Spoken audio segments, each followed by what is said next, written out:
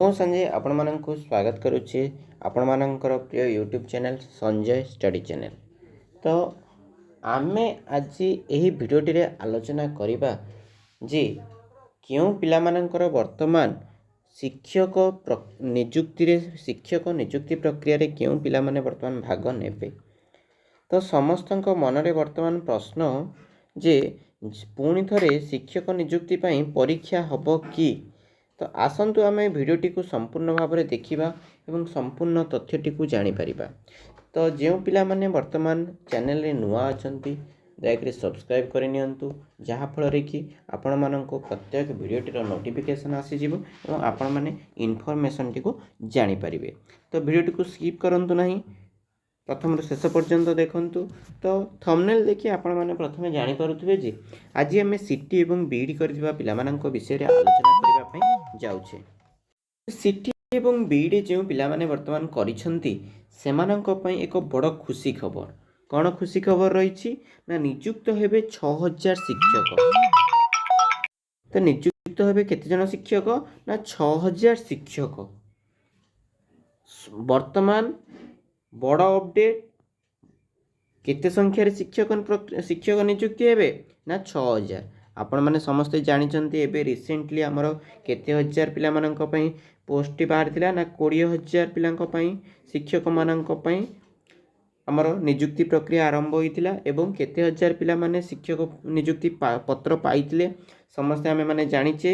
କଳିଙ୍ଗ ଷ୍ଟାଡିୟମରେ ଆମର ନବନିର୍ବାଚିତ ମୁଖ୍ୟମନ୍ତ୍ରୀ ତଥା ଶ୍ରୀଯୁକ୍ତ ମୋହନ ଚରଣ ମାଝୀ ଆମର କଳିଙ୍ଗ ଷ୍ଟାଡିୟମ ଠାରେ ସମସ୍ତଙ୍କୁ ନିଜର କେଉଁ ସ୍କୁଲରେ ଜଏନ୍ ହେବା ପାଇଁ ସେମାନଙ୍କର କ'ଣ ଦେଇଥିଲେ, ସେମାନଙ୍କୁ ଡକାଇକି ତାଙ୍କୁ ନିଯୁକ୍ତି ପତ୍ର ବାଣ୍ଟିଥିଲେ ହଁ ନା ନାହିଁ। ସମସ୍ତଙ୍କୁ ନିଯୁକ୍ତି ପତ୍ର ଦିଆଯାଇଥିଲା। କେତେ ପିଲାଙ୍କୁ ନିଯୁକ୍ତି ପତ୍ର ଦିଆଯାଇଥିଲା? 20,000 ସିଟ୍ ବାହାରିଥିଲା। ସେଥିରୁ ଆପଣମାନଙ୍କର 16,000 ପିଲାମାନେ ସିଲେକ୍ଟ ହୋଇଥିଲେ। 16,000 ପିଲା ସିଲେକ୍ଟ ହୋଇଯାଇଥିଲେ, କିନ୍ତୁ କେତେ ପିଲାମାନେ କ'ଣ କରିଛନ୍ତି ନା ମାତ୍ର 11,000 ପାଇଁ ସିଟିର ଯେଉଁ ସିଲେକ୍ଟ ହୋଇଥିବା ଶିକ୍ଷକମାନେ ସହାୟକ ଶିକ୍ଷକମାନେ ଜଏନ୍ ହୋଇନଥିଲେ। ସେମାନେ ନିଜର ସ୍କୁଲକୁ ଯାଇ ଶିକ୍ଷାଦାନ କରିନଥିଲେ, ନିଯୁକ୍ତି ପତ୍ର ନେଇନଥିଲେ ଏବଂ କେତେ ଶିକ୍ଷକମାନଙ୍କର ମଧ୍ୟ କ'ଣ ହୋଇଥିଲା ନା ଆପଣମାନଙ୍କର ଅନେକ ଶିକ୍ଷକମାନେ ମଧ୍ୟ ଯେଉଁମାନେ ସିଟି ବିଇଡ଼ି କରିଥିଲେ ସେମାନେ ଅଲଗା ସଂସ୍ଥାରେ ମଧ୍ୟ ଚାକିରି କରିଲେ।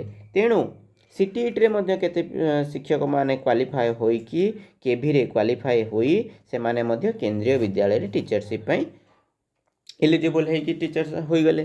ତ ଆପଣମାନଙ୍କର ମୋଟ ଟୋଟାଲି ଆମର 2,000 ଆଶାୟୀ ଶିକ୍ଷକମାନେ କ'ଣ କଲେ ନା ସିଲେକ୍ଟ ହୋଇଥିଲେ ମଧ୍ୟ ସେମାନେ ଅଂଶଗ୍ରହଣ କଲେ ନାହିଁ, ନିଯୁକ୍ତି ପତ୍ର ବାଣ୍ଟିବା ସମୟରେ ଅଂଶଗ୍ରହଣ କଲେ ନାହିଁ।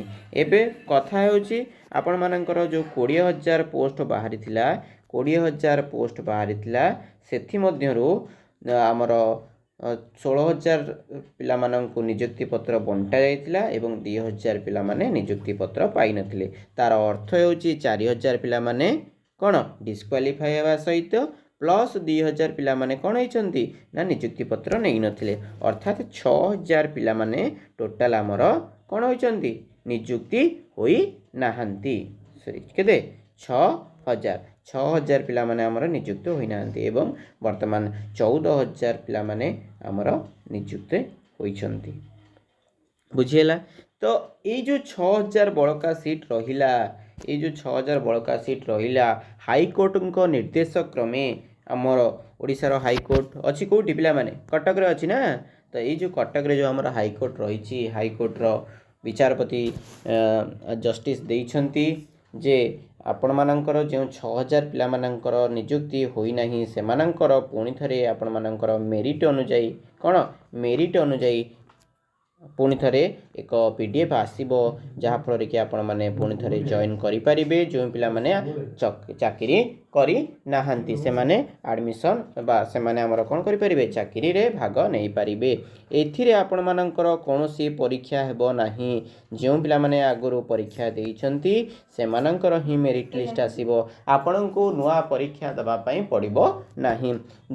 एवं आपण माननकु कहि देउछि जे नेक्स्ट ईयर किंबा यही वर्षे 2 वर्ष भितर पुनर्बार शिक्षक नियुक्ति आसबार संभावना यथेष्ट अधिक अच्छी। तेणु आपण मैंने OTET क्लियर कर दिंतु। एवं जदि आम चैनल आपण भिडियोटी किसी इनफॉर्मेटिव बोली लगु थाए तेरे लाइक कमेंट शेयर और सब्सक्राइब करने सहित पाखरे बेल आइकन को निश्चिंत भाव में ऑन कर दिंतु। Thank you for